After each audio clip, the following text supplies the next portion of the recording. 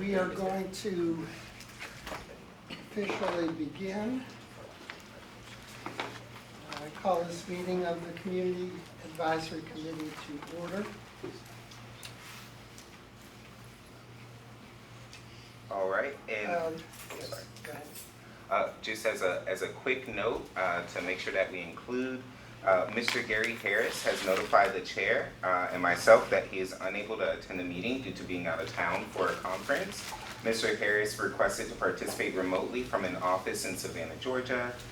His participation from a remote location was approved as it does not violate PDC TPO electronic meeting policy or the provisions of Virginia Freedom of Information Act of the Code of Virginia. Okay.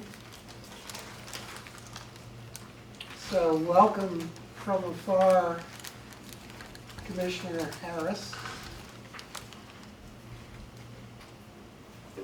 Thanks for having me, and thanks for accommodating. I'm in the Environmental Justice Climate Protection Conference in Savannah, Georgia. It's such I'm speaking here in a moment, but I want to participate in and support dialogue and input as well. So thanks a lot for having me.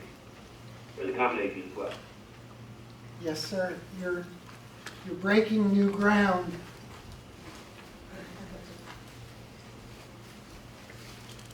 But that's what you do, right? All day, every day. Okay. Do we have a lag? Maybe. Okay, so on the agenda, item 2 is approval modification of the agenda. Is everybody on board with the agenda as published? And are there any items that should be added for discussion at the end? I do have a quick adjustment. Okay. When we get to, well, if we end up having a quorum and we get to the bylaws section, you'll see that there is an updated printout sheet that is attached with the bylaw document. And specifically, the highlighted item 5.08 virtual meetings was shortened and updated to only have the sentence, the CAC will adopt the virtual meeting policies the TPO and PDC set forth to ensure the body complies with the Commonwealth of Virginia FOIA policies. Okay. Any objection? Okay. So we will take that as unanimous consent and move on. Has anybody come today to offer public comment? Are there any No public received comments. by mail or other form of written communication? No, sir. Okay. So we have attached to this agenda document the summary minutes from several meetings so far.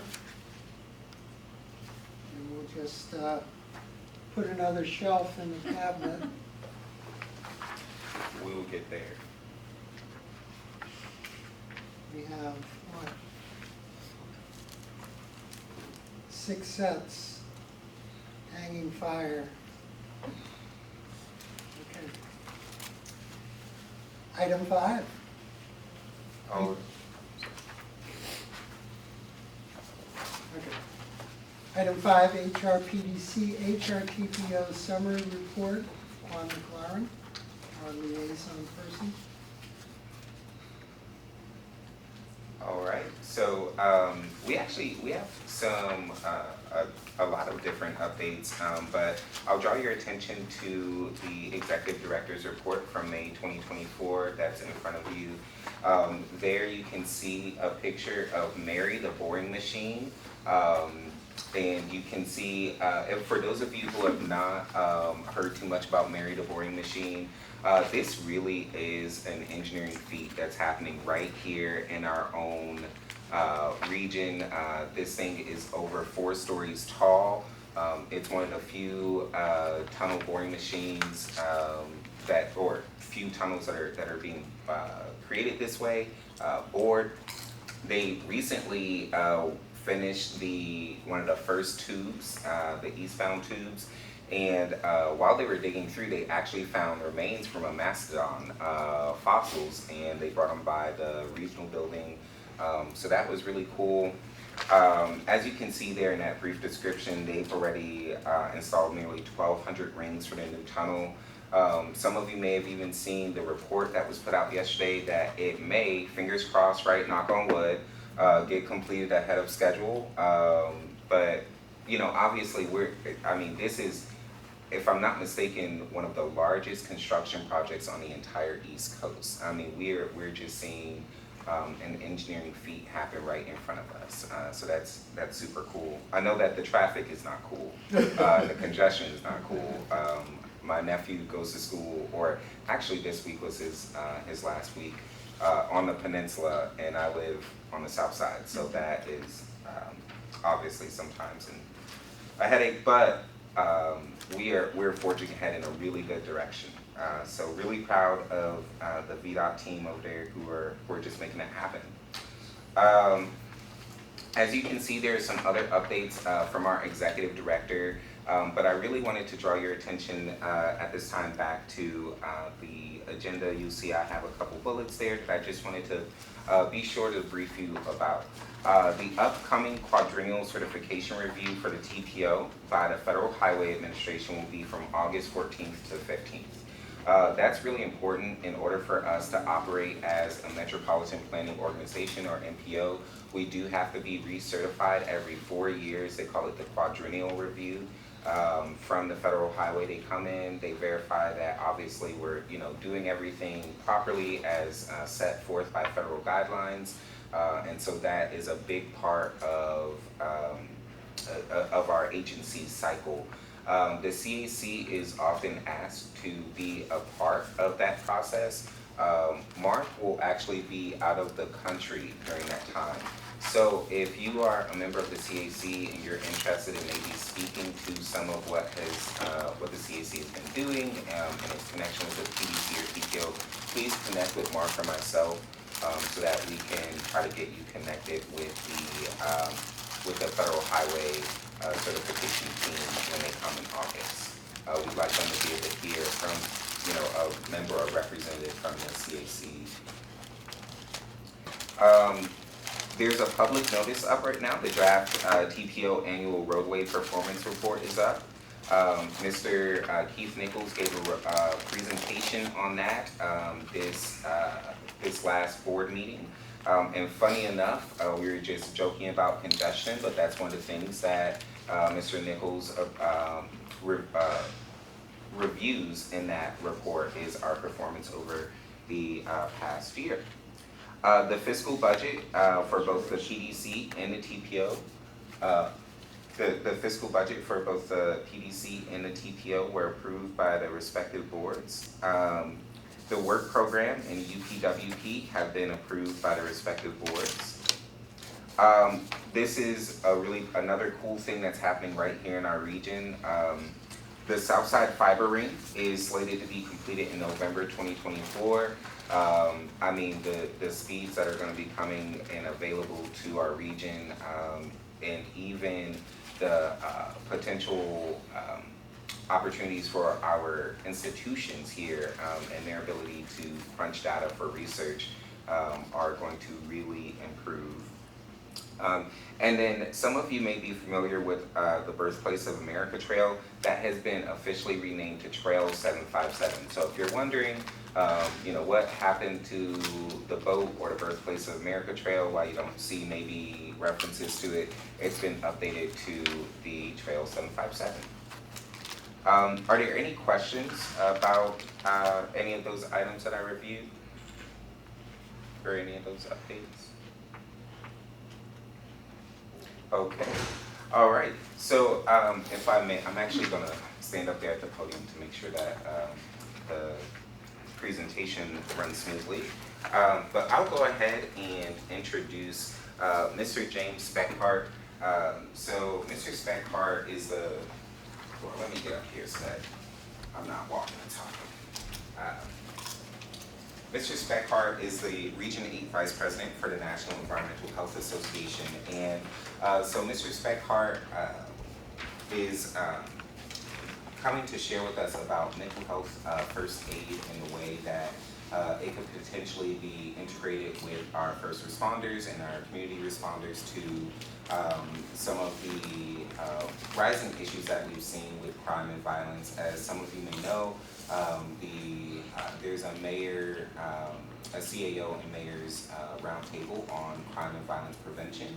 And Mr. Speckhart saw some of the proceedings from there and saw this opportunity and way that we could integrate this toolkit, these practices, into how we respond to instances of crime and violence. So I know that James, Mr. Speckhart, can definitely speak to it better than me, so I will let him take lead from here.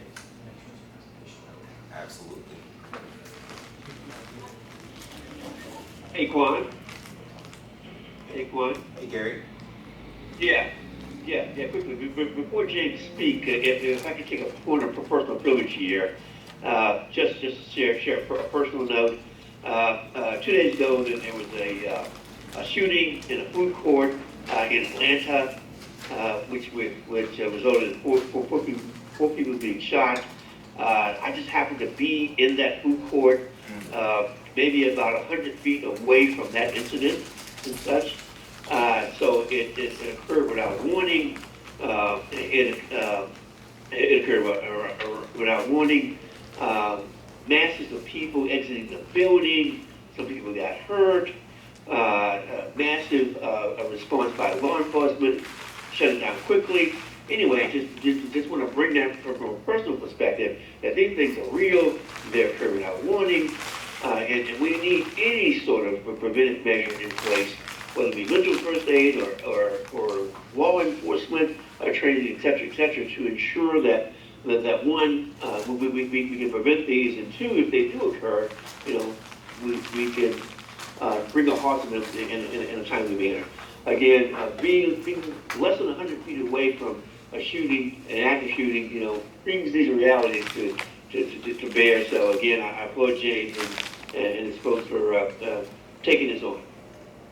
Thank you so much, Gary, for sharing, and we are thankful that you are safe and alive, and it's unfortunate that these situations continue to become more commonplace.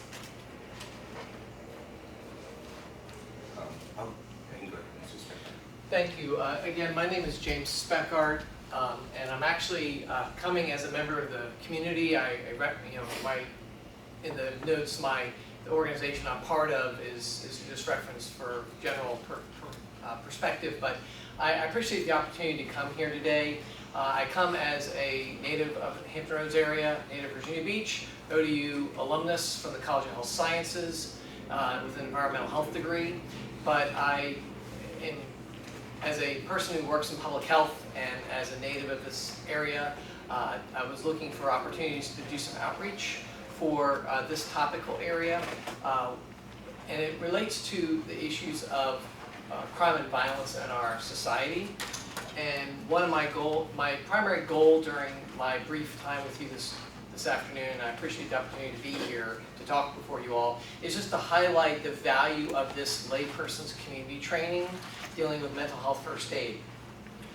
We clearly have a lot of challenges in our society as it relates to behavioral health and mental health well-being, and this training basically is meant to give the lay audience, no matter what the audience is, training on how you can have emotional intelligence, how we can look at interacting with the public because of challenges with emotional regulation, impulse control, anger management. No matter what the situation is, these are tools and skills that everyone can use. It just highlights the importance of it. You don't have to have a behavioral health degree. So I wanted to highlight that at the front end and to highlight some of the important things that we can do today and going forward to make this very much thought to action for everyone in the community. And you all are part of that solution in this overall adventure. So from the presentation that occurred back in December of last year, I noticed there was some discussion about the violence prevention outreach by the Hampton Roads mayors and the various city officials in the Hampton Roads area. And I thought this would be a great opportunity. That kind of was a springboard for my desire to make a presentation to you all. Next. For those that may have had a psychology class or have heard of this framework of thinking, Maslow's hierarchy of needs is actually a well-established model for understanding human behavior. And I think it's a case of what is old again is new. In terms of it, we're not having to reinvent the wheel in relation to talking about this subject as it relates to behavioral health in the community. We can reference the Maslow's hierarchy of need color pyramid, which is actually routinely used in behavioral health. So no matter what behavioral health degree you have and credentials that you may use in a therapy session or in conferences or in the published literature, this is a well-known framework. And I bring this up as a frame of reference for this brief discussion is because with the model here, and I believe that these are just my own personal observations, is that in current day we really in 2024 we have a very difficult time discussing and talking about mental health issues as a whole. But I believe there are two myths that exist out there.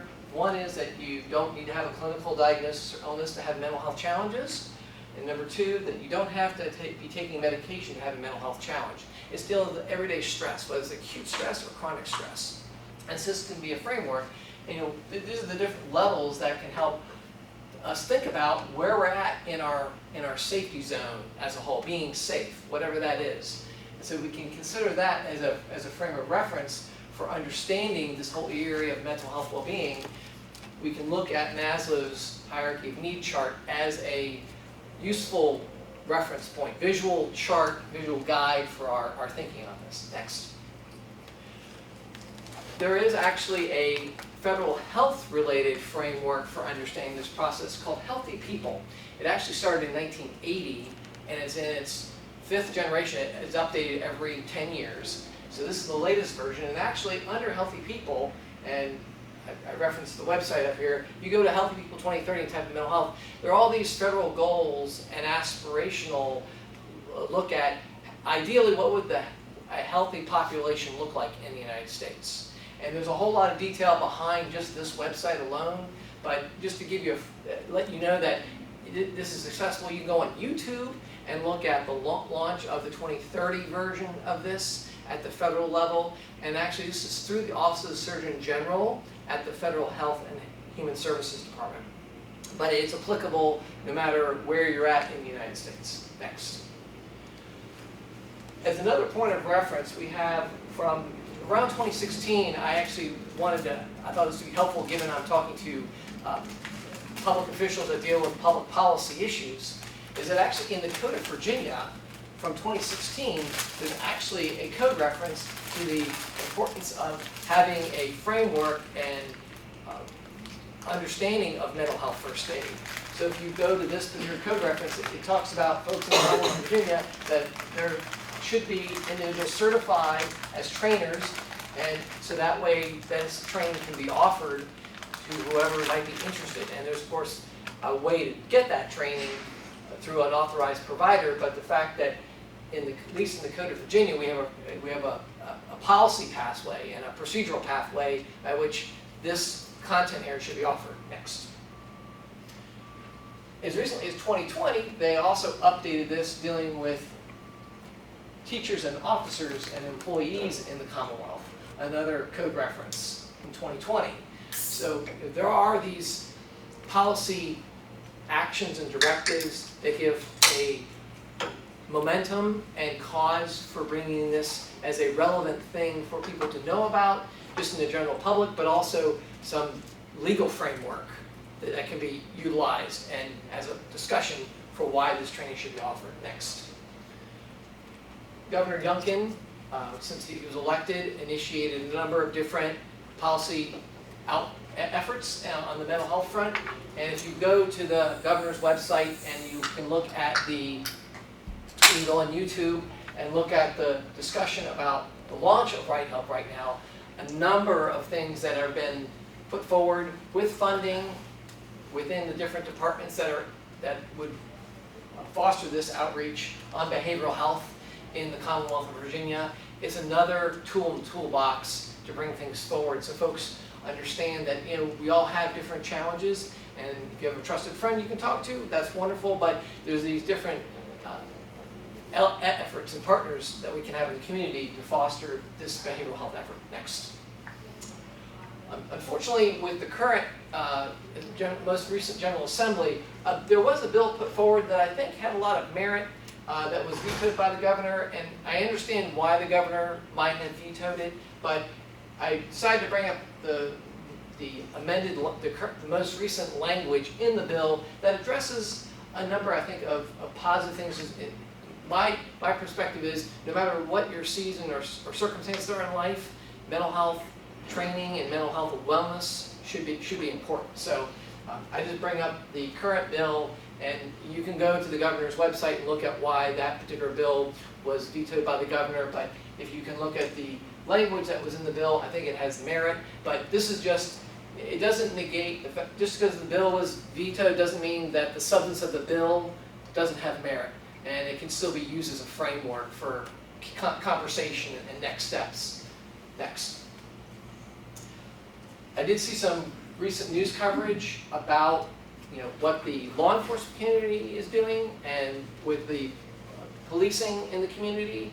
And I really believe with this training, it helps support the police, because when you're giving the community members training in mental health first aid, it allows for that further discussion and partnership with the police, because the police cannot be everywhere at all times. So it's another tool in the toolbox to support and supplement what law enforcement may do, because they have crisis intervention teams, or CITs, but lay people being able to de-escalate the situation before the police arrive, may be able to allow the law enforcement to respond in different ways and bring in other resources. So it's not just the police coming in to arrest someone, even though that may take place. It helps to de-escalate, and this is a forum by which Chief Jenkins, you know, was talking about what the citizens of Portsmouth can be doing in that regard to help support the police. Next. Just so you're aware that the actual published literature, PubMed, is actually a federal medical article abstract database. It's actually been around since the mid-90s. Your federal dollars pay for this being available. It's through NIH, but basically if you type in the example I gave is mental health first aid training benefits, there are articles or abstracts you can read that can give you a sense of, well, this is what the community of people that look at this from the academic side, but also in the community that are practitioners, and we can see the general thought process about what the peer-reviewed literature says about the benefits of this. Next. So the basic meat of mental health first aid deals with these concepts: depression, anxiety, trauma, psychosis, substance use disorders, and then action steps. So in training, when they do a simulated training, you can learn to use these tangible steps when you take a class. And this is just a little framework model for how it's done. Basically, it involves taking an 8-hour class. I personally took mine in person because you get about 15 people in the class, and you can learn all these skills over about an 8-hour period where you learn about different things dealing with emotional intelligence and just general people skills, empathy skills, sympathy skills, just enhancing that things you already know by nature, but bringing it and packaging it in a way over an 8-hour period where you can practice these skills real time. I happen to have taken 2 separate 8-hour classes, one for mental health first aid focused on an adult population and one focused on a youth population. But if you go to the mental health first aid website and you look at the types of training that are available, there's a variety of populations that they focus on. So no matter what your season of life is, you can take this training and have enhanced skills about how to apply empathy and sympathy and de-escalation and all those other de-stressing techniques that might be helpful to a situation that may occur. Next. To kind of round this out a little bit, is money that's involved. You know, the closest amount of money I could find or reference was about $170 per person for a class. Generally, a class of like 15 people, if they would take a class, whether it's 15 of folks from the HRPDC, it could be folks going to a community center, any of the different benevolent community organizations, the Croc Center in Norfolk, Lions Club, any community youth group that has leaders that want to take this, that would want to take this class. There is approximately a charge of about $150 to $170 per person. This is real-time cost of all of the materials that you're provided, as well as the time of the qualified trainer to teach the class. And that, you know, to find a class, you can go online to the mental health first aid website, and you can type in by city and state. Most of the training seems to be offered online only, and I'm not saying that's incorrect, but I can tell you that I know that we're in a virtual world since COVID. In many ways, people have adjusted to that environment.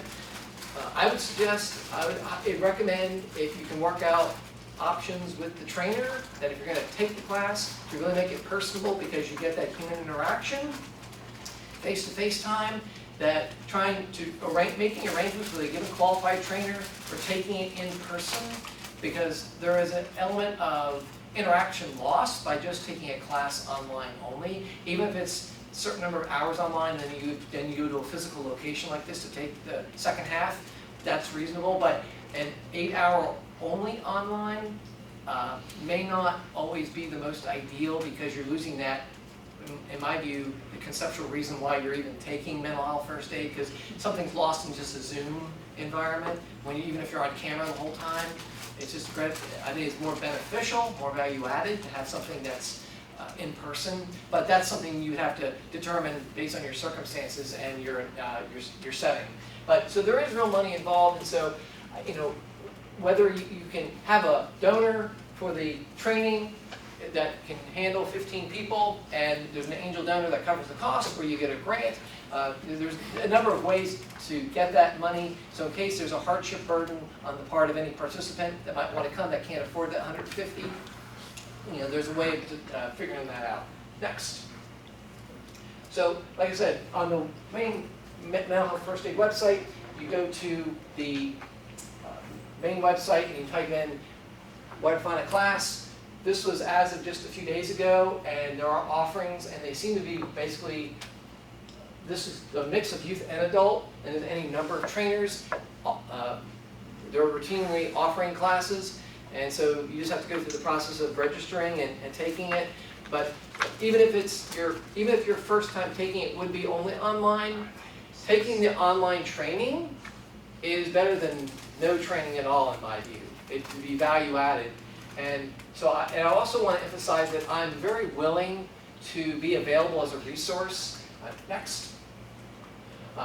As far as the content is concerned, one of the reasons why I think it'd be value added to have it in person, and even if you feel led to even host a session with a qualified trainer, and I can certainly talk with you about that even after I present here, is that there are a number of different promotional packages involved that they sell that I think is value added. So if you have an in-person training, you can have this banner in the class, or even one out in the hallway, but have it so, and then little giveaways if you feel led to be able to do that with your class. You know, this is all a certain amount of money, but the packages are, you know, a certain amount of money based on what kind of package you'd like to have in terms of promotional and advertising merchandise. So there's a number of merchandise options on that link. It's just a matter of seeing what might be a good fit for the audience you're trying to reach out to. But I think it adds to it's visually eye-catching and visually stimulating, so that, you know, folks understand, yeah, I'm actually in a real class, and not just coming to some random room to hear someone talk or whatever the interaction's going to be. Next. So I appreciate your time, but I just want to let you know that I will be available. I'm going to plan to stay for the duration of this meeting and even afterwards. So if you have any questions about what next steps might look like for your organization or your community, I'm very willing to be available to have a conversation about this because I think it's that important. And just let you know that actually, I have a friend who is a behavioral health therapist. They're an LPC, a licensed professional counselor, and the Virginia Counselor Association, which is the state affiliate of that organization, they have an annual meeting. Well, in 2022, we actually gave a presentation about this topic over an hour period of time, and actually asked who in the room had heard about mental health first aid, and these are behavioral health practitioners.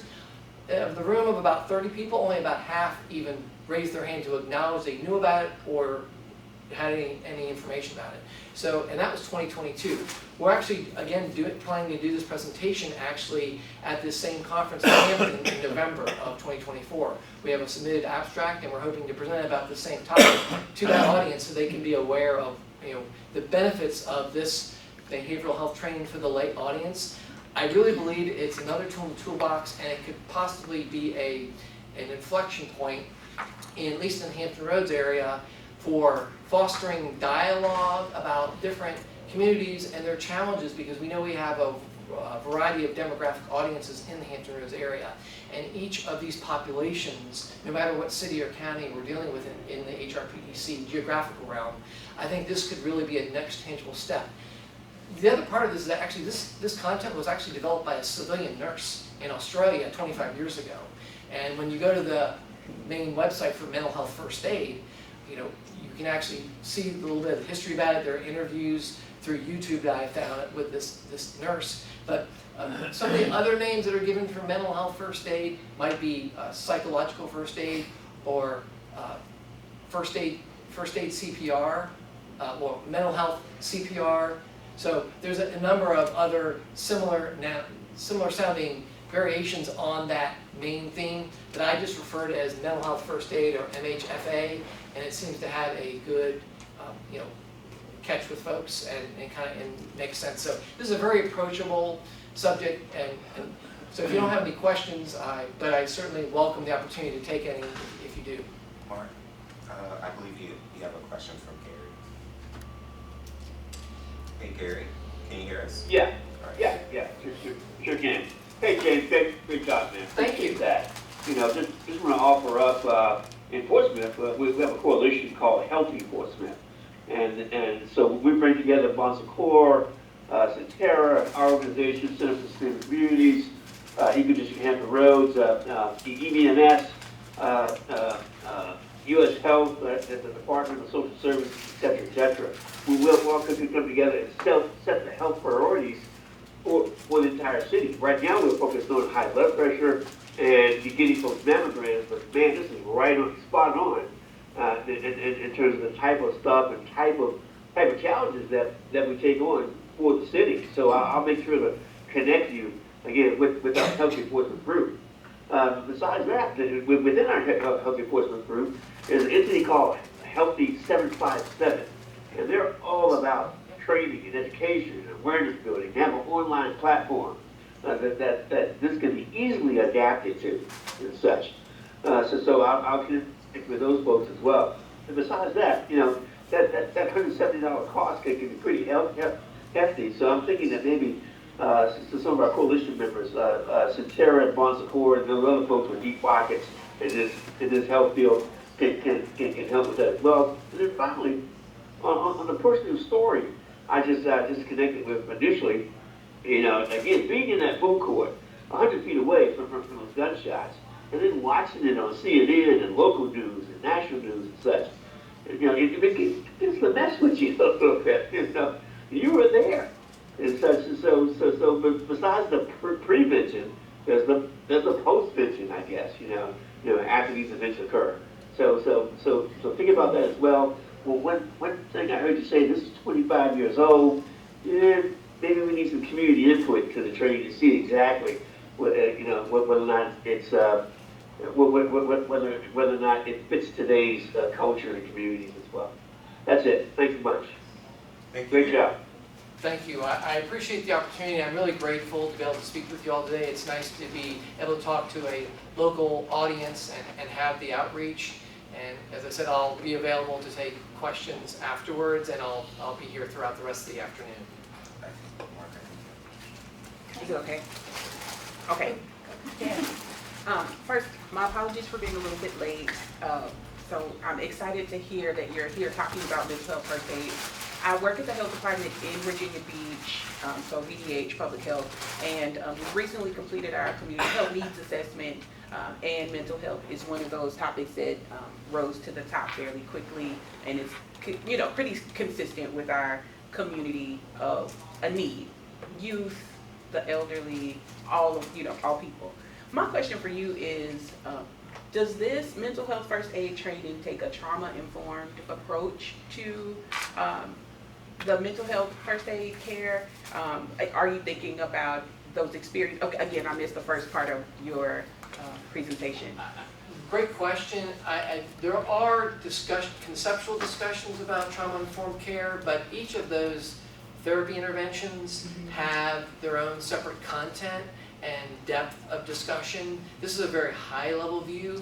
It's certainly, I believe it's mentioned and briefly talked about, but in the 8 hours of content, when you start getting into those very specific areas, it's a matter of how much time they can dedicate to it.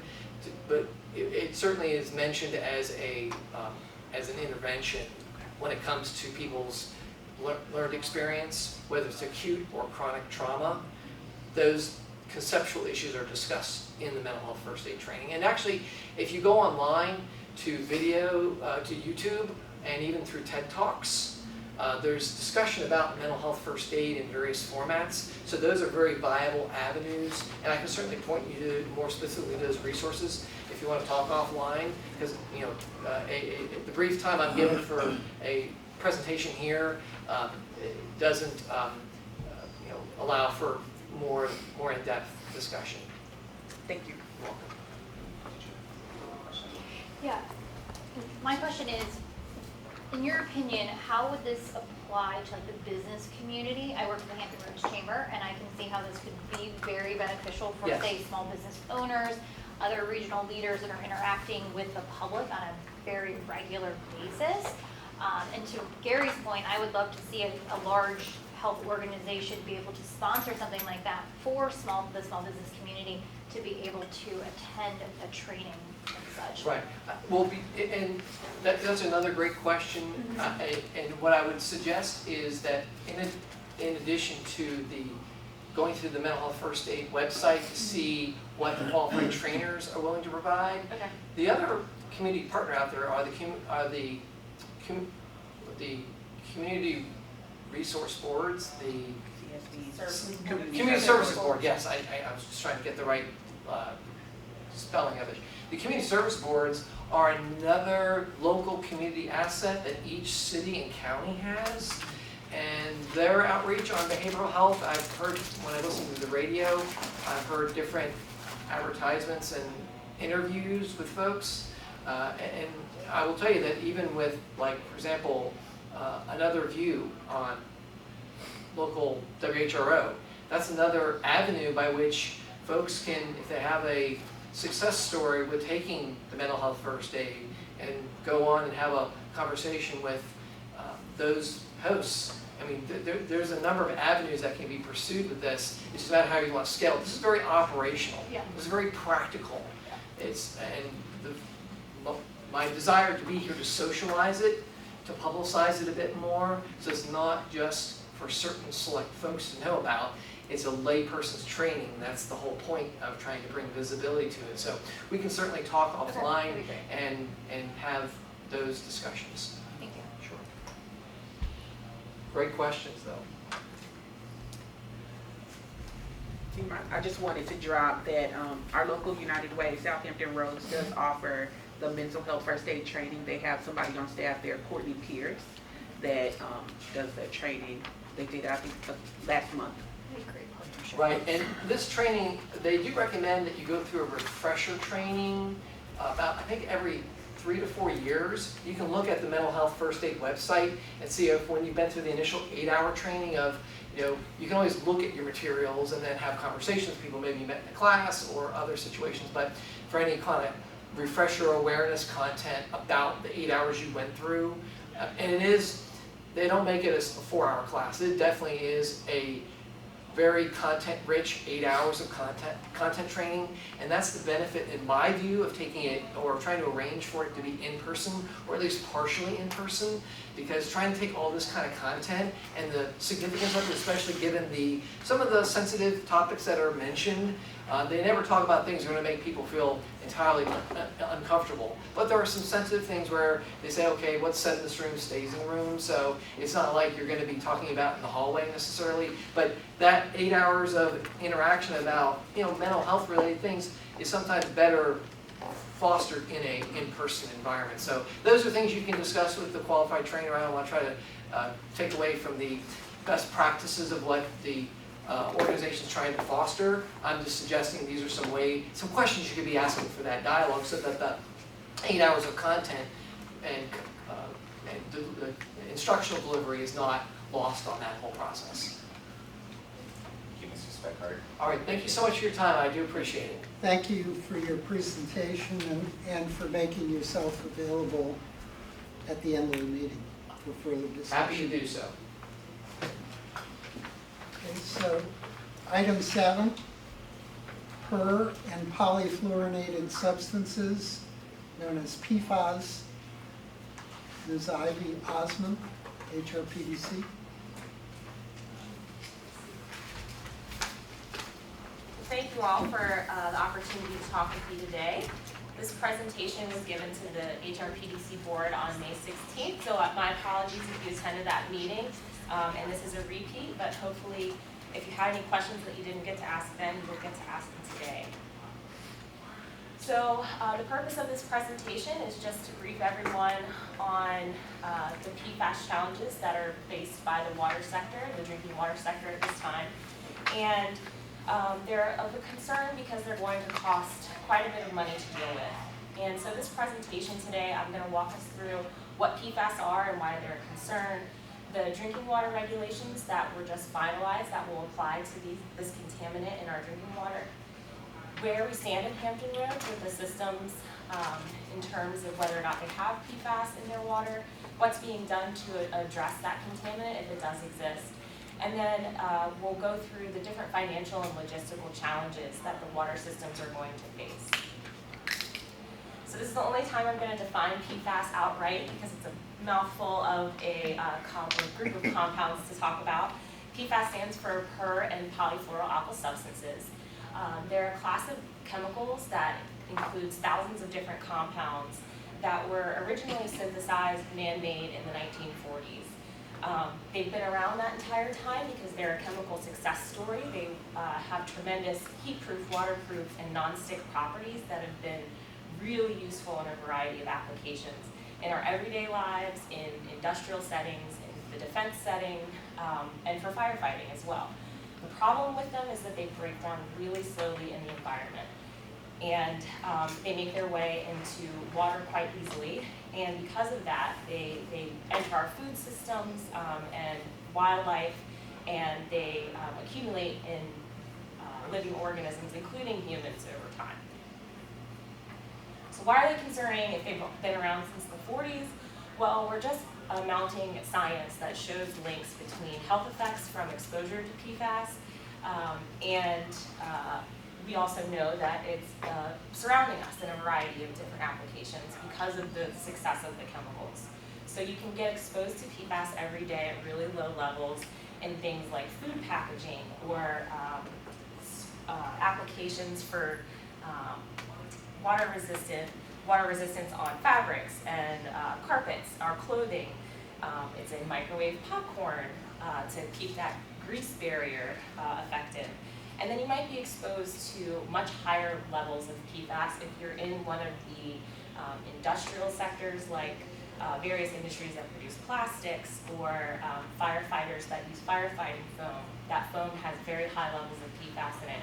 And so you can get those really brief but high level exposures, but for the most of us, we're getting exposed at very low levels over time. So how did we get here if this seemingly kind of came out of nowhere? Well, it really hasn't.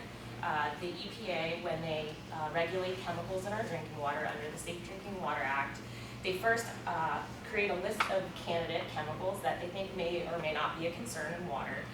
that they want to just look into a little bit more deeply. And in 2009, PFAS chemicals were added to that list, and science began to mount on the effects of the exposure in humans, and also we became much better at being able to measure PFAS in water samples. So that enabled us to go ahead and start testing in water systems throughout the nation to see whether or not this chemical occurred at levels that would provide the EPA a meaningful opportunity to minimize risk in our exposure to this chemical through drinking water.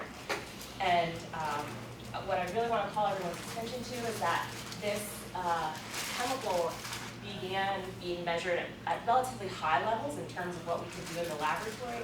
In a very short period of time, just 10 years, we went from measuring in the tens range of parts per trillion down to only 2 or 4 parts per trillion, which the water systems that we're monitoring really thought that they were in good shape when we were measuring at the tens. And then all of a sudden, when the laboratory capabilities really increased, we started to see, well, we do have more PFAS in our water than we initially thought. And just to give everyone a frame of reference, 1 part per trillion, the PPT that you'll see on this slide and going forward, is equivalent to just 1 teaspoon of a chemical in a volume that equates to 2,500 Olympic swimming pools. So we were talking about extremely low levels that would eventually violate the standard for the substance that will be finalized later this month. And they included a few other PFAS other than the initial 2 that are going to be regulated at 4 parts per trillion, but they're at low levels too, can't exceed 10 for the others. So where do we stand in Hampton Roads? Baseline testing, I'm happy to report, has been going on for years throughout the region, and so we have a really good handle on the systems throughout Hampton Roads that are going to have to look at this a little bit more deeply. And many systems are below detection limits when they've done monitoring, but others have some measurable detections. Of the data that have been released so far from the state, the Virginia Department of Health, and then the EPA for the monitoring that they require, samples from Newport News, Waterworks, and Norfolk have exceeded that 4 parts per trillion limit. So there are 2 of the systems so far in Hampton Roads that are going to be and are looking at ways to reduce PFAS in their water to comply with this rule. And so over the next 3 years, systems must be doing quarterly sampling to determine where they stand. And then 2 years after that, by spring of 2029, if your system does have PFAS issues, they have to implement either treatment or changes in operations that reduces that contaminant to acceptable levels. And what's important here is that while the monitoring has been going on for many large systems for quite some time, there are many smaller systems that were not required to monitor either by the state or by the EPA. And so there are plenty of systems, about 2/3 in the state of Virginia, that do not have publicly available data yet.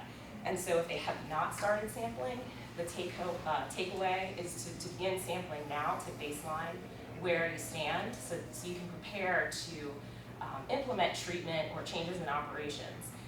And the good news here is that there are very clear treatment technologies that are effective at removing PFAS, like granular activated carbon, ion exchange, and reverse osmosis treatment. But they're all expensive. We'll get to that a little bit later. So to give you an example of what this looks like when a water system does find a detection in their water, we have a great case from Newport News Waterworks. It's a real success story in tracing the contaminated water to a source of contamination. When the Newport News Waterworks was sampling their source water intake at the Chickahominy River, which is the water they use to treat to produce drinking water, they saw levels of PFAS that they were not expecting.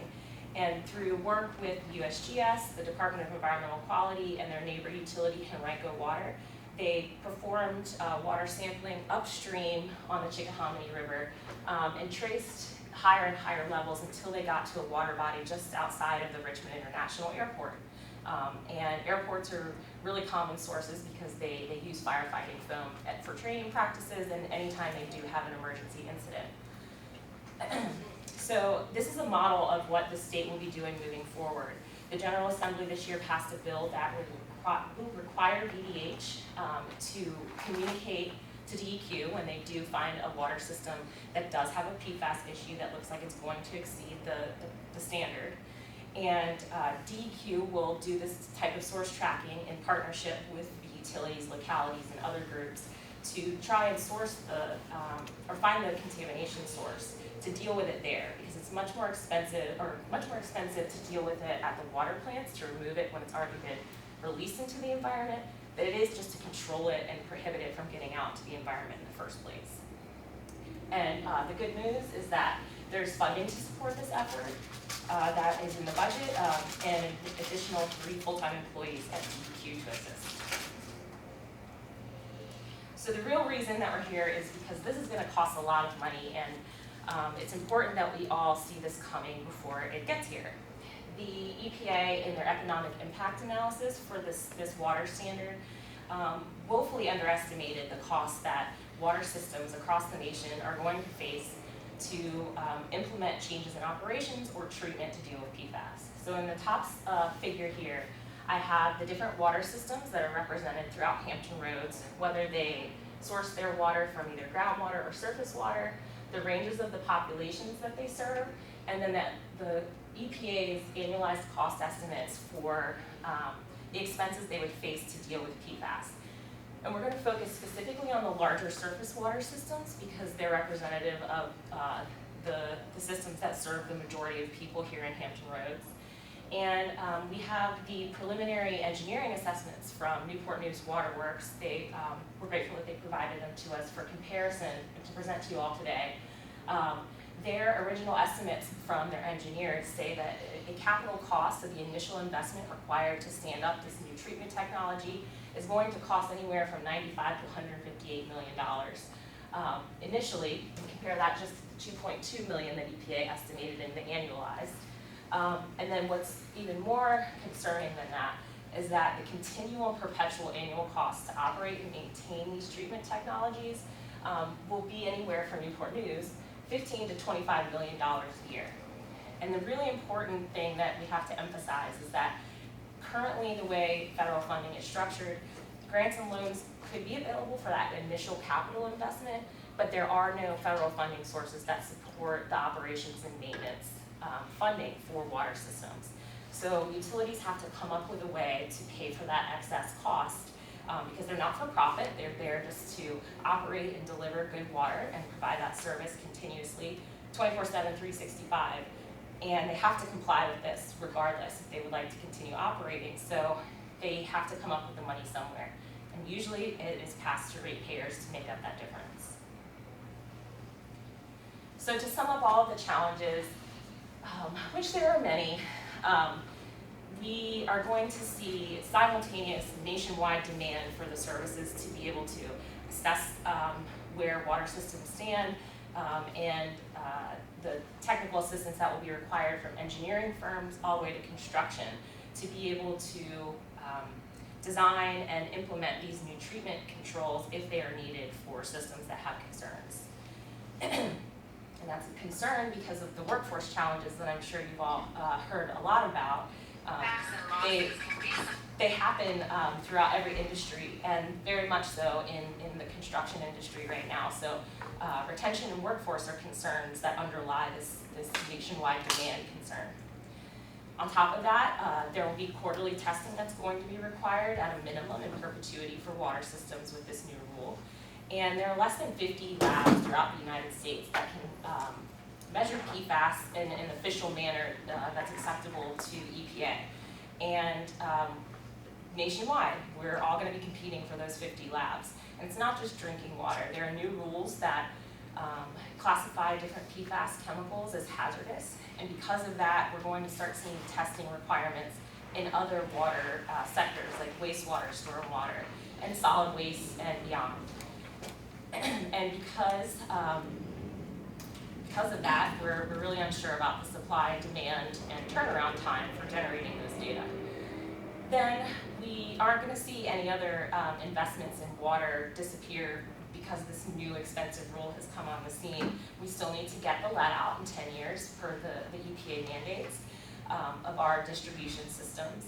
We're still going to need to maintain and upgrade our infrastructure, and of course there are other emerging contaminants that could be coming down the pipeline that we're also going to have to deal with beyond just PFAS. Then, harking back to what I said before about a few PFAS chemicals being classified as hazardous, that opens up liability for anyone who's handling PFAS waste. So the drinking water utilities that remove PFAS from drinking water before they send you clean drinking water have to do something with the waste that they generate. And because those wastes will have PFAS in them, they will be considered hazardous. There's already limited availability in hazardous waste landfills to accept these kinds of materials, so that's another supply and demand challenge. And we're also really just not sure what the future landscape will look like in terms of utilities liability for the handling, disposal, and treatment of their wastes, and whether or not that will open them up to needing to pay for cleanup in any sense where there's a problem, where utilities dispose of their materials, even if it was disposed of properly.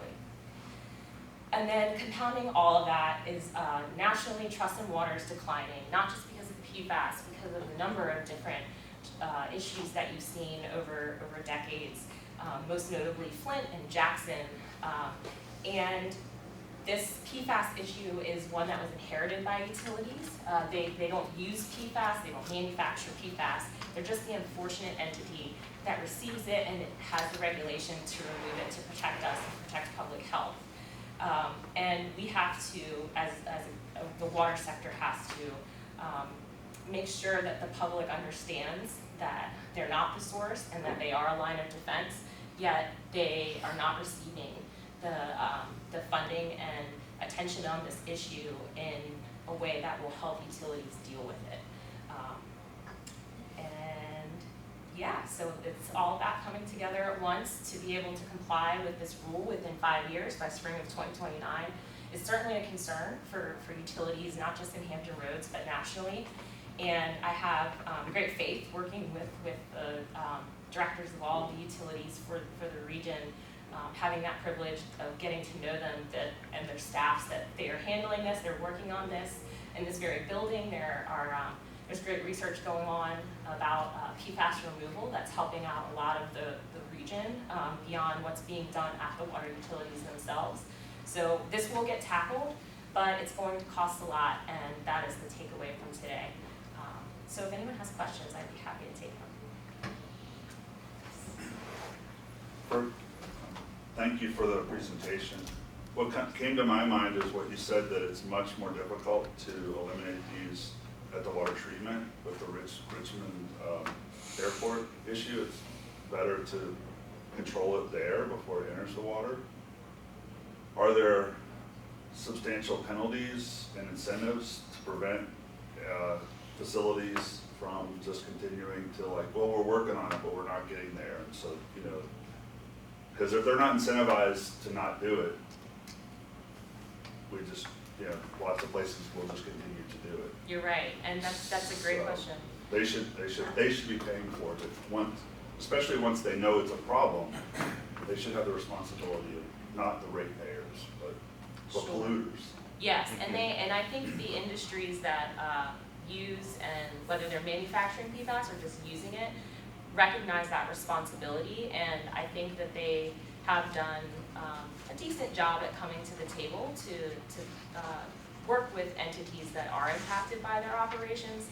Yet on the other side of the coin, there are still federal regulations with the Department of Defense, and also the federal, I'm going to forget the agency, but the folks that regulate airports, they're still required to use firefighting foams.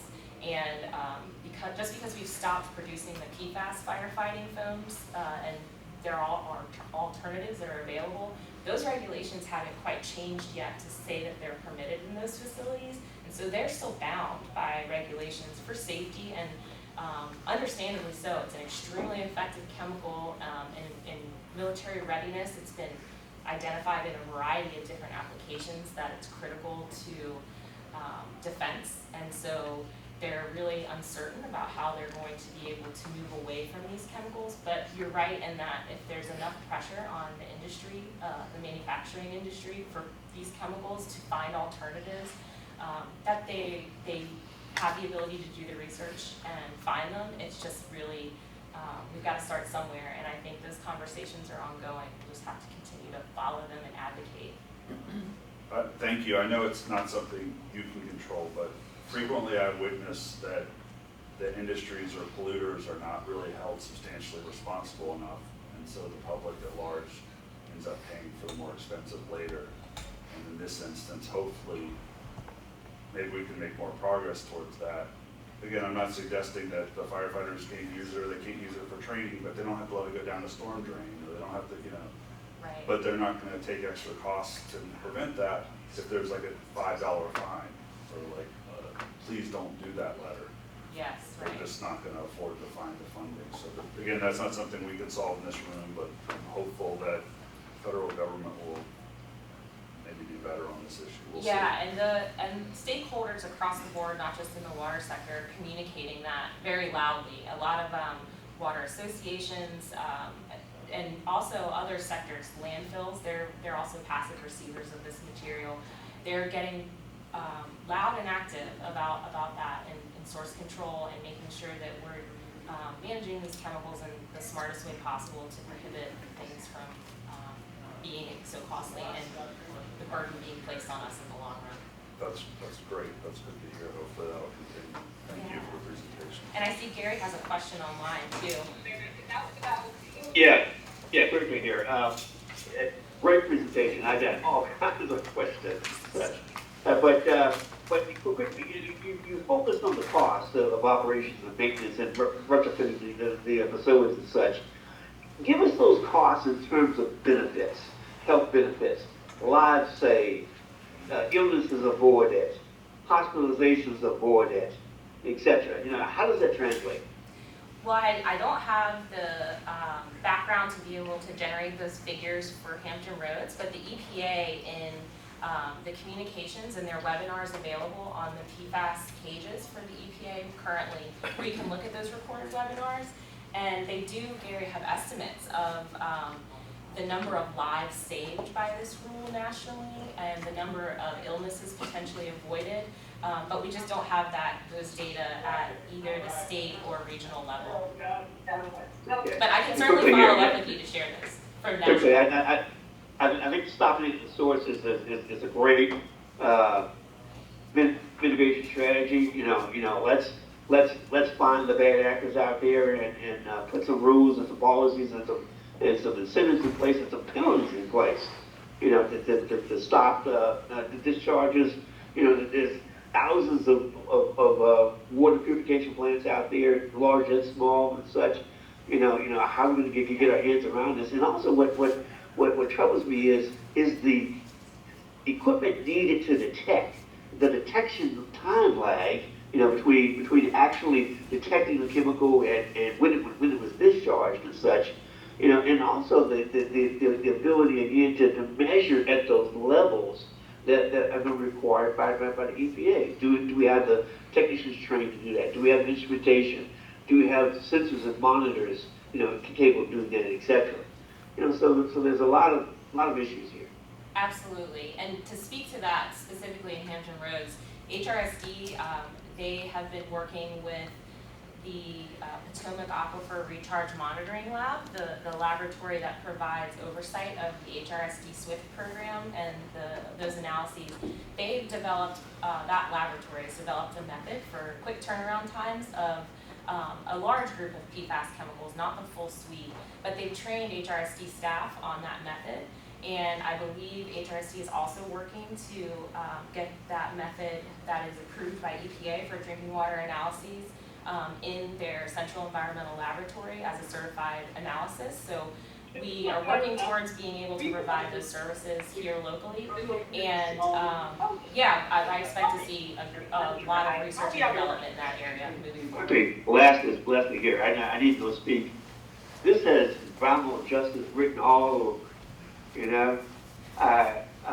those communities, you know, with the proximity of water discharges, those communities are already having the burdens of disparities, the burdens of housing, et cetera. Now laying on top of it, yet another disparity. So you know, let's be sensitive to that as well. Absolutely. Thank you for that comment. Oh, go ahead, Sharon. Is there such a filter that you would recommend us to have on our drinking faucets that could help keep out? Yeah. Well, there are no, there are advanced systems that are quite expensive that you could put in your own home that would help to remove it. Different filters that either contain granulated activated carbon or resins that your water would run through would be removed completely. But for folks like me who couldn't afford a system like that, I use a Brita filter at home. It's not going to remove a massive amount of PFAS. It's shown to, the tests that I've seen so far, and please don't quote me on this isn't published research yet, it's just what's out there from Brita and manufacturers like that they've been shown to reduce up to 60%. And so if we know that our water from, I'll use myself as an example, from Suffolk, sometimes it's non-detectable PFAS, and in some samples it's just been just above that 4 parts per trillion. 40% reduction even will bring it down below the level that is concerning to EPA. So in terms of my limited understanding of the technologies available just to the residential person, that's what I would recommend. But if there are other options, we'll look into those a bit more and share. And one other question, is there one brand of drinking water better than the other? Because I sometimes drink high, Alkaline water or something high like that? alkaline water. So is that better to consume more so than just regular bottled water? Because personally, I haven't had water out the faucet in years. I've just been buying water. It's something about the drinking water, unless I will boil it, I just don't drink it. For fear of chemicals being in it. Sure. And this is one of the areas where trust in water, your story is one that we hear all the time in the water industry. And it's not very well known that the bottled water industry is not regulated under the Safe Drinking Water Act. They're regulated under the Food and Drug Administration, and the rules are slightly different. And so bottled water is not a protective, safe option. It may be marketed that way, but it's certainly just marketing. And we may see those tests come up to the level of the Safe Drinking Water Act, but currently I'm not aware of any PFAS testing that is required on bottled water. And it's also important to mention many bottled water sources are bottling municipal water. And even those alkaline water companies, they may bottle municipal water and then add some salts, and there you've got your alkaline water. So it's important to do the research if you are drinking water from a source that's not your municipal source to find out where it's coming from, what kinds of testing that they're doing on those waters, how often, if they have multiple sources.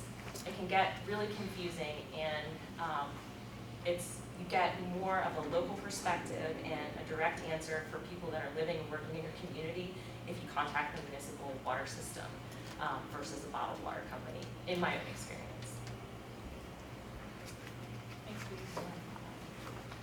So the bottom line is, what I heard there and what I thought before is bottled water could easily be worse than municipal water, and it's not regulated in the same way, so you wouldn't even know it. It's not tested to the same standards. So for municipal water, you can go look at the testing. Bottled water, it's harder to discover what the levels are. That's right. It's not tested at the same level. Yes. So you could be paying money for bottles of water that are worse than what you're getting out of your tap. Right. Yes. So then Gary took it one direction with the whole cost. I was considering it with the cost like down to the the user down to the ratepayers, there's about 185,000 people in Newport News. It was about $20 million a year in annual budget. That's about, maybe we divide it by gallons or whatever businesses, so it'd be a little different. But if you were just to take that division, that's about $100 a year per ratepayer. Plus that doesn't include the initial costs, which, there might be grants for, but partial probably in the state, people would have to pay for it. So, you could be looking maybe $20 a month more potentially for every person in the city in perpetuity, Sure. Yeah, so it's it's a certainly, big cost per person potentially. yes. Are there any numbers developed for that? I mean, I did a quick scratch sheet. None yet, and Yeah. the affordability concerns are on the radar of the national water sector, and then also at the state and regional level as well. And that is one of the main concerns. This week, the American Water Works Association and the American Municipal Water Association, I may have gotten that wrong, AMWA, they filed suit against the EPA about this regulation because they fully agree with wanting to protect public health. That's not the basis of the suit. It's really just the flawed estimates and how much this is going to cost, and especially the impact it will have financially on our most disadvantaged customers with regard to income. Certainly, we shouldn't be putting anyone in a bad way of being unable to pay for their water for a problem they didn't create. So that's certainly the argument that the water sector is taking with this, and they're hopeful that EPA will come up with some response that's satisfying. I guess one last question. These chemicals are mostly dangerous to us when we ingest them, right? If we're showering with them, washing our hands is not the same. Or is the Well, science showing that? The science has shown that just wearing them, it Yeah, gets into it our goes blood. in. Yeah, Okay. and so if you have a waterproof jacket, it's likely in that material. It's quite difficult right now with labeling to even determine which products are on the market that are PFAS free. So we expect that to change as well as this becomes more of a prevalent and prominent issue. But Thank you. I had one technical question, if I could, and it relates to the only 50 labs that are certified. Is there any discussion or dialogue about utilizing university labs, like the chemistry department or other related potentially certified labs for capacity, testing capacity for PFAS? that's a great question. While there are plenty of academic institutions that are engaged in this type of monitoring, they are not going through the requirements to be a certified laboratory. To be a certified drinking water laboratory or commercial environmental laboratory, you have to meet a large suite of requirements on your materials management and the certifications of your staff, a whole host of things that I'd be happy to talk with you offline. But most academic institutions don't have the capacity to be able to meet all those requirements, so they stay as an uncertified laboratory. While they may perform everything at the same exact high level, they just aren't going through, in Virginia's case, the Department of Consolidated Laboratory Services to get their certifications. Right. Thank you so much. Likewise, thank you all. If I may, I'm just gonna make a quick plug for our water resources team. We have a program called H2O, Help to Others, and that helps people in the region who may be facing disconnection due to utility charges that have, racked up. They can contact one of the H2O partners that we've collaborated with and find assistance that way. So if you know someone who, is able to donate toward that program, please be sure to share it with them. And then 2, if you know someone who needs it, please be sure to share that with them as well.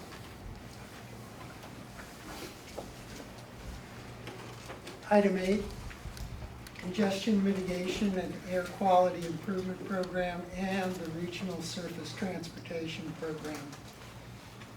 Project selection process. We're going to discuss where we are in terms of the process. Yeah.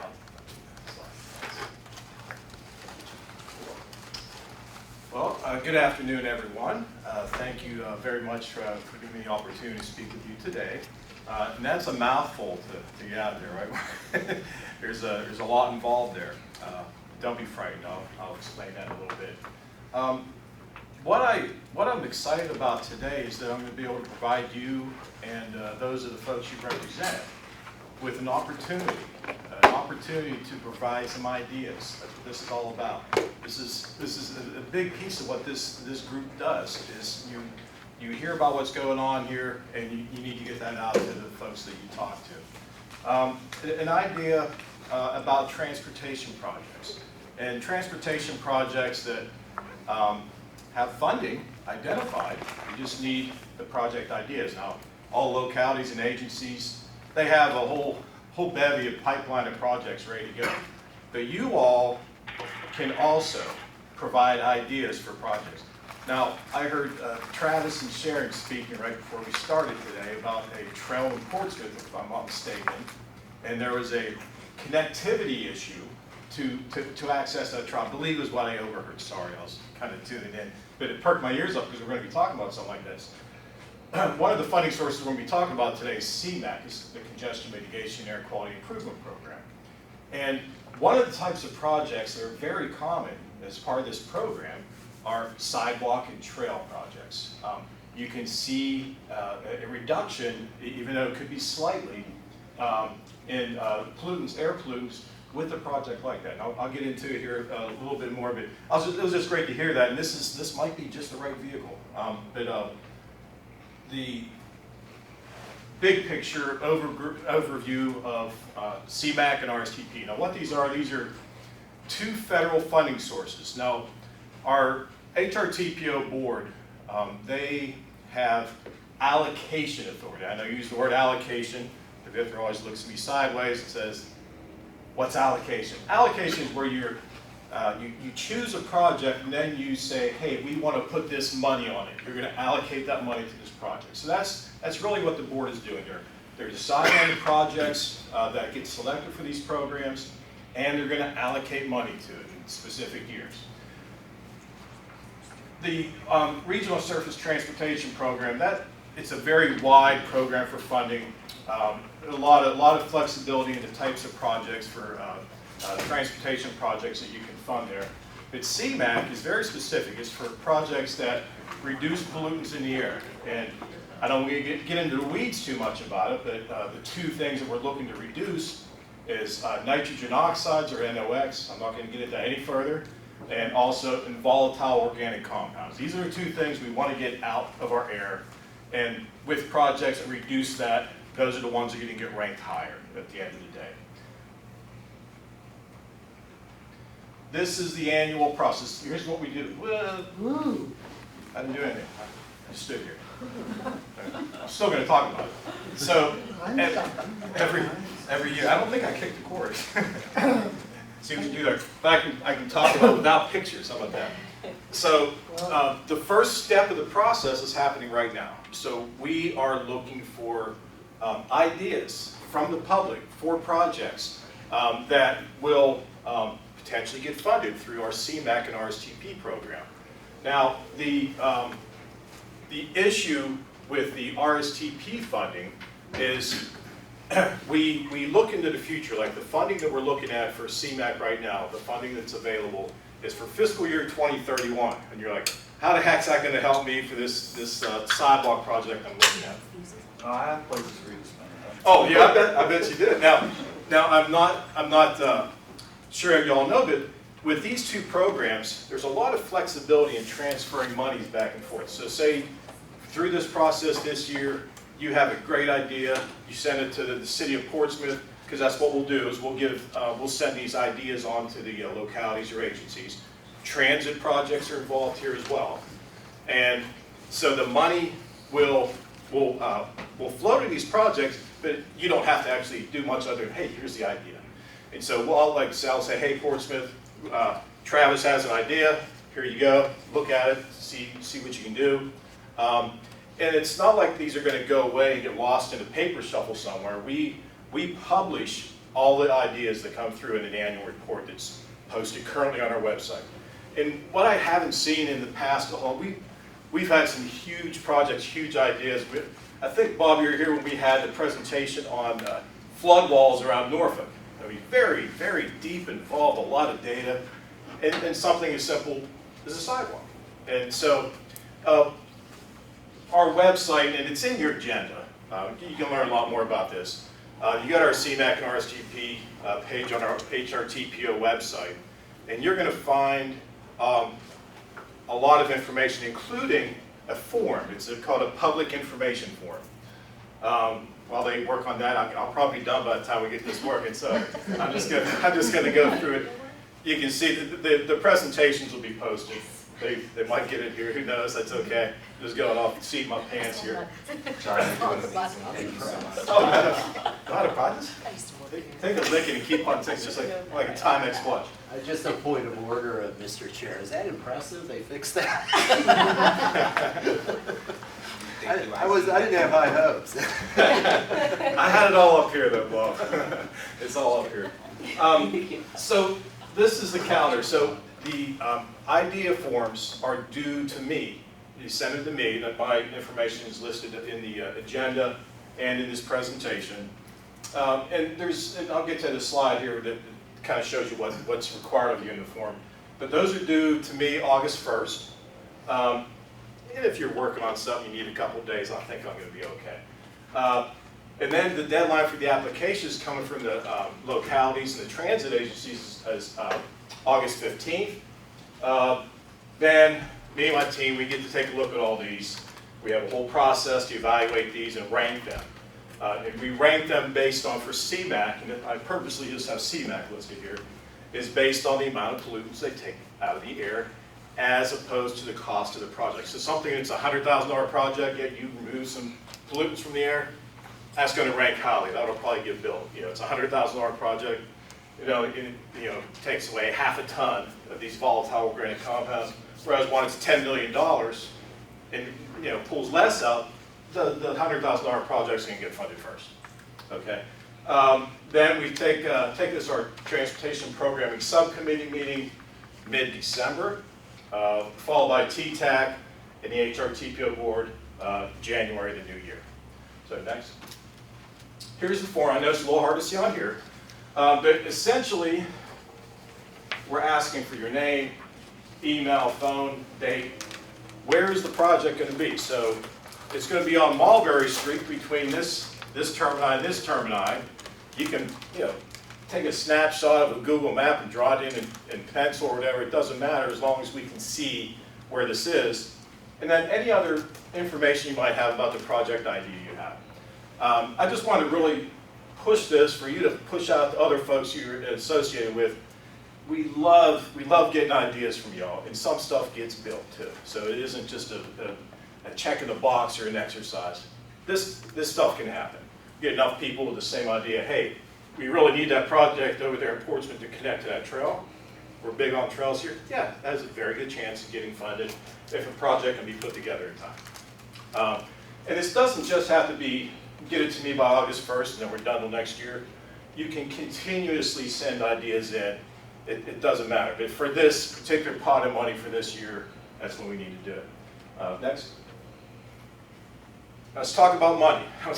How much money we talk about? Well, this is a little small here. The red number down here you're probably drawn to, that's how much money we don't have for projects that have a need for fiscal year 31 for RSTP. These are some different types of projects. You can take a look at this yourself too, but the need is greater than the available money. It says mark here, the mark is available money we have to allocate. And if you look out here, these projects are wanting money in 22, 23, 24. So for fiscal year 32, we don't have enough for that either. Okay, so RSTP, our HRTP board is going to weigh in on this in July to not accept new projects for RSTP for fiscal year 31 and 32. So let's get off that slide. Let's get away from Can I that. ask a question on that slide? Yes, sir. Go ahead. How does fiber optic upgrades help the transportation These are RSTP. These What's RSTP? fiber upgrades typically are going to be for your signalization systems. Right, well, what does RSTP stand for again? Regional Surface Transportation Program. The surface transportation programming sounds like people walking, biking, taking a bus, or driving a car. All forms of transportation. So it's And not part of the fiber, it's transportation fiber infrastructure. Oh. It's part of the infrastructure, yeah, for signalization projects. For signalization yeah, of yeah, yeah. traffic lights. Correct. So those fiber upgrades are for traffic signals. Correct. Correct. They're not like data. They're not the whole fiber Okay, ring so and all they're that stuff. specifically for. Absolutely. Yeah, that's going to be a communication with- transportation okay, need. That's where the transportation. Yep, yep. And there's, you can see there's a whole variety of project types here that you can see. Any other questions on the RSTP before we move on? Okay, and for the next slide, refer to this again. Well, let me ask you, that last slide, Sure. we can look at it. So Suffolk calls it citywide traffic signal system timing, Mhm. and Norfolk calls it citywide fiber upgrades. Are they pretty much the same? Are they similar? The same Are type they the of, same? they're scored in the same bucket. Yeah. They're just all signalization projects, Okay. and there are many of them in there. They, on the CMAC side, those rank really highly. 'Cause Yeah, it well, I can shows- understand now yeah. because it's moving the vehicle. Exactly, related you to the idling, traffic light. idling equals lots of pollution, we Right. don't want that, right. So then on the CMAC side, as I was alluding to earlier, we have a green number, green is good, that means money we have available, even after, you'll see I told you, citywide traffic signal upgrades, in Chesapeake, one at Portsmouth, green operator program. Project at the port is very successful and it ranks very highly. And essentially what they're doing is, part of it's electrifying the port, port electrification they call it. And the other thing is we have a barge service that takes very many trucks off the highway, puts it on a barge and ships it up to Richmond to be dispersed from there. So 26th Street, Lafayette Boulevard, lane repurposing, another reconfiguration of the lanes to save congestion, thereby pollution, okay? So these 4 projects have funding requests in fiscal year 31, it amounts to $2.3 million. We have $15 million available at this point, so we have $13 million for fiscal year 31 for new projects. And that's where some of this comes in, some new ideas for some projects, all right? We'll get plenty of, I think we had one locality sent us 35, was it 35 for the applications in for CMAC? So we did have to put a limit. It takes a while to score these. I ain't saying who. I don't think they're here today. But anyhow, so just to give you an idea of what's available. And then in the next years, 22, 32, 33, 34, nothing's spoken for yet. So this is maybe a good one to get on the ground floor of. And once again, you can move these projects up to earlier dates. It doesn't have to be 31. If there's another project, say for Portsmouth, they have this citywide traffic signal upgrade project, they may not need all that money. Or they can move that money out to a different year and move this project up if, say you do the sidewalk thing, or for any other project that anyone has an idea on. Next slide, please. This is what I'm asking for. Don't be shy.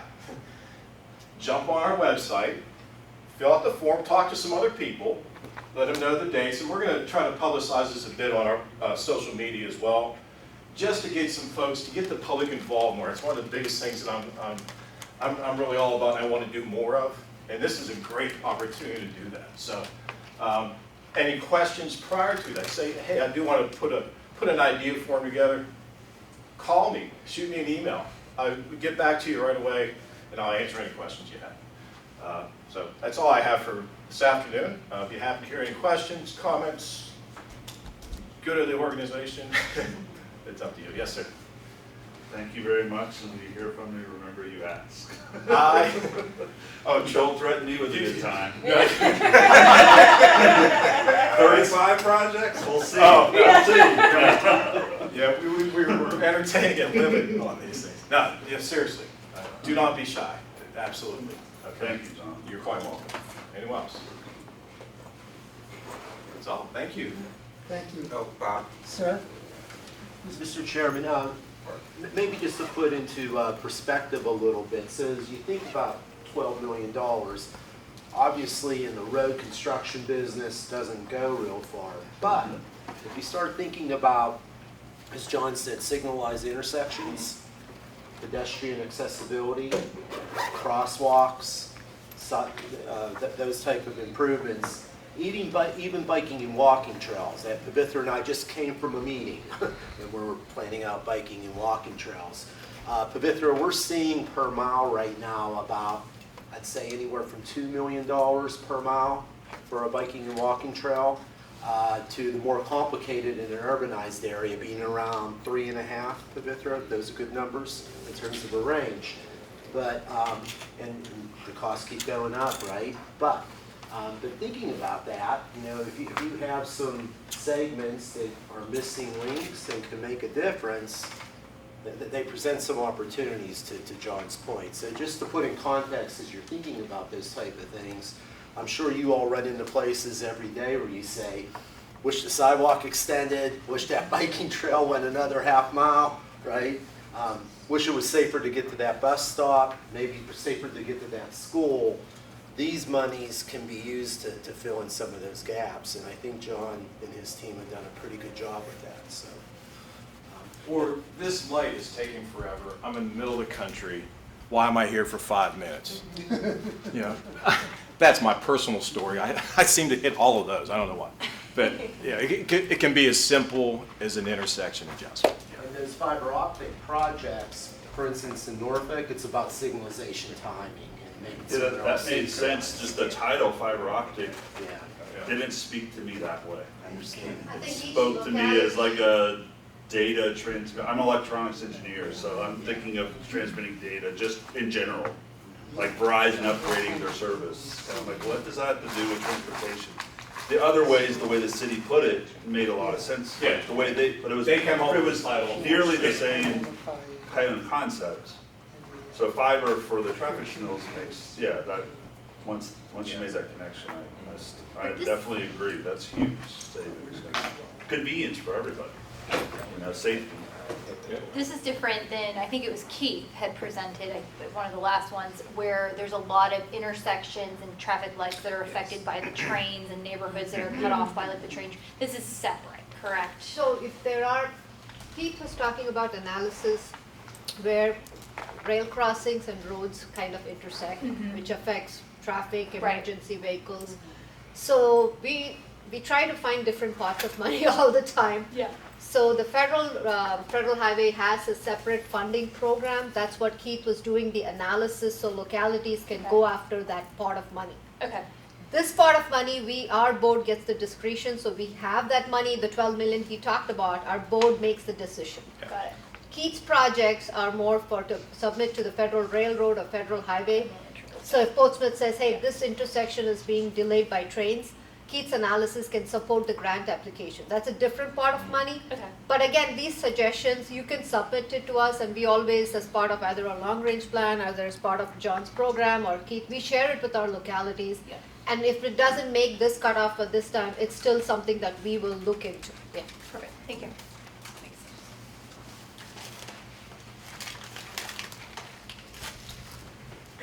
Okay, so, item 9, bylaws update and adoption. We lack a quorum, I am informed by our census taker. And so adoption is not an option. However, the bylaws subcommittee has been meeting on a regular basis, and the ideas that are assembled in the agenda and on the handout. I'd like to do a quick review of what they contain to see if there are any potential friction points for when we have sufficient mass to get fusion and move forward on it. So you want to take the lead on that? So if I may, if you look in your packet, it's the last several pages. As shown at last meeting, all the adjustments and changes that came from the subcommittee are highlighted in yellow for your ease of reference. We actually have some subcommittee members here today as well, so if any of those members would like to speak to any of those pieces. The idea in general was to be able to, one, add a little bit more clarity to certain sections such as members, so that we could just follow the membership practices of the parent board, the HRPDC Commission Board, and also to look at the addition of new members and how that process would work. That's under 3.02. Virtual meetings, section 5.08. You'll notice you have an additional handout here on the side that has a highlighted portion. That has been updated. We received additional guidance from the FOIA Advisory Council of the Commonwealth related to virtual participation policies, similar to how when we started this meeting today and having Mr. Harris join, there are certain procedures that we must follow. So the handout beside the bylaws you'll see is shortened to just say the CAC will adopt the virtual meeting policies that TPO and PDC set forth to ensure the body complies with the Commonwealth of Virginia's FOIA policies. That helps us because as the PDC updates their FOIA policies, then we'll just be in alignment with them, and it doesn't require us to go back and do this process, every year to keep up with the FOIA policy. Travis, I think you get it. And so we also updated section 604 with term of office, 605 with election and appointment, and then also 801 related to your staff liaison, me. And it just says that whoever is going to be the Title VI coordinator for the agency would be your staff liaison. Were there any questions about the highlighted portions or any feedback? I think that's a great idea to not have to make us do it every year. Yes. Nice work on that change.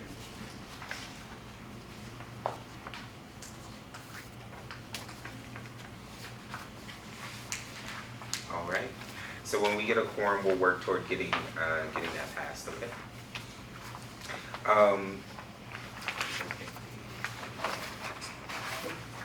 So that brings us up to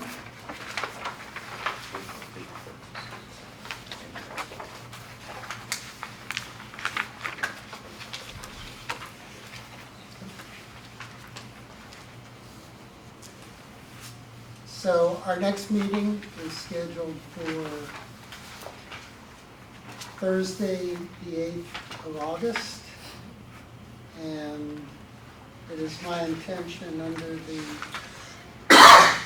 virtual meeting provisions to join you from the other side of the big pond at that time.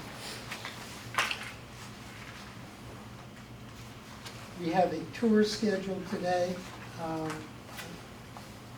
I would like to go ahead and bring this meeting to a close and move into the tour. That is agreeable to everybody. Hearing no objection.